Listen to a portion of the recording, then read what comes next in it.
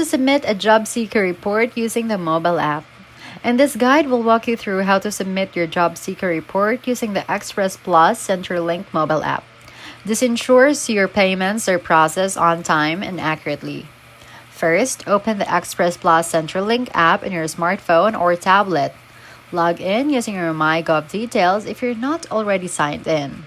Once you're logged in, look for the report option in the home screen. Tap it to access the employment reporting section. Make sure the reporting period displayed is correct. This will usually cover the last 2 weeks. If the dates are right, tap Next to continue. Next, it's time to enter your work details. Add the number of hours you work and the amount of money you earn before tax. If you had more than one job, be sure to add each employer separately. Once everything's entered, tap Next. Carefully review the information you have entered.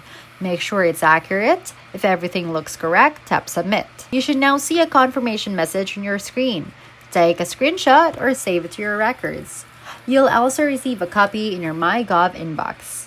Note to always report on or after reporting date to avoid payment delays. And if you realize you've made a mistake after submitting, contact CenturyLink right away. Use the help section in the app or call 132850 for assistance.